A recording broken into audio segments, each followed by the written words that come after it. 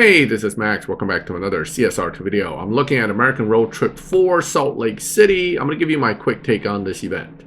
First of all, this event's coming in 2 days, 19 hours when there's like 3 other events on the map, or 2 big ones, and followed by if you have collections, you got collection sprints.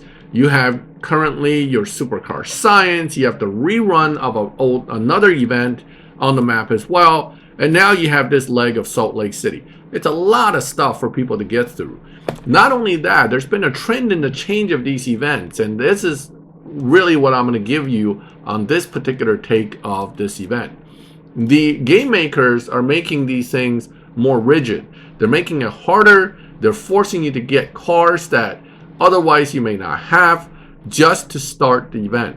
Right now, the lock-ins are already set. They're really not giving you a flexible lock-in one, which is traditionally the way it's done.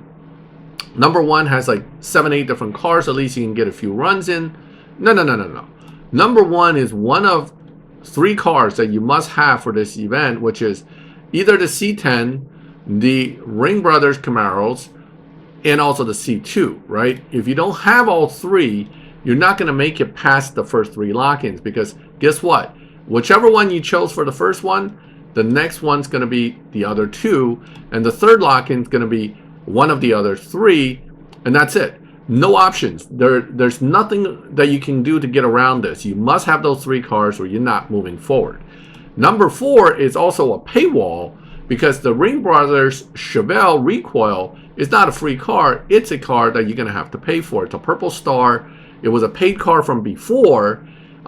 So they sold this car once. Now they want to sell it to you again, to the newer players or to older players who skipped on it before. This is the only way you're going to get access to this Chevelle. So basically, this is a paid event.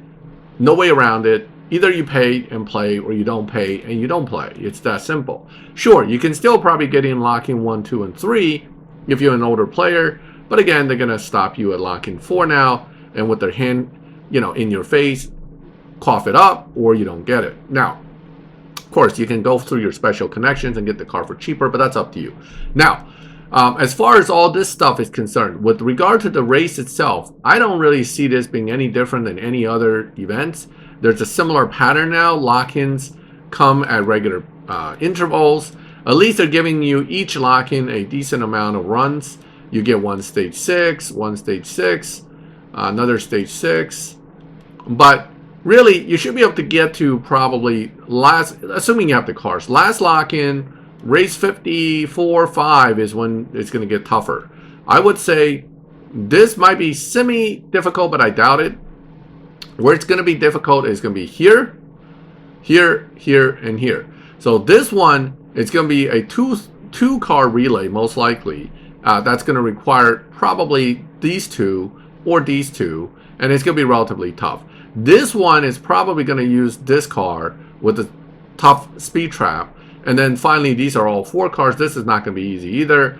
You may get a hurdle race here for this car as well, or this car, depending on what it is. But expect that after this one, it's all going to be real difficult.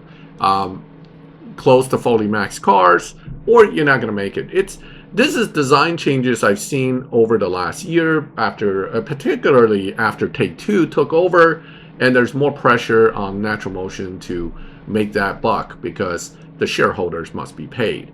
So that is the design of the event. It is only the second leg of American Road Trip, and basically you free players are done. Okay, they're basically snubbing you and telling you no way you're gonna make it, cough it up, or don't play. The good news is, of course, there are more paid events on the map for you. Yeah. You want to spend money? You don't have to spend it just on that. We got this guy. We got this guy. Both are, again, hurdle races. I mean, paywalls in one of the lock-ins, hurdle races, same old deal. Of course, the prize cars in all three, fortunately, are decent. From what I've seen of the Chevelle chiseled, oh God, I can't even pronounce it. It's going to be a decent car. Now, is it decent enough to cost you the money to buy a not so decent car, build it and run it? That's your call, but that's the bottom line. So that's my take on this event. It's a paid event. for those of you who like to pay, including myself. And you know, some of us will get this, but not on my free-to-play accounts, and certainly definitely not for you new guys unless you have a deep pocket. Do what you will, but you know, it's a cool card. The card itself, the prize card is not, how would I say it? It's never truly worth it, but it's not bad, right? It's, if you pay the money, at least you get a prize card that's not just going to collect dust in your garage, hopefully. And you get to move on to the next leg. And again, if you ever want to finish the American Road Trip and get all the prize cards, you better grab this because it's going to be a lock-in in the finals. All right, so that is my take on this event. Feel free to add in your own comments. And if you like the video, leave a like. If you like these kind of reviews from me on these events, subscribe, hit the bell, and you get notified when I put up new videos. And as always, thank you for watching my videos. I'll catch you next time.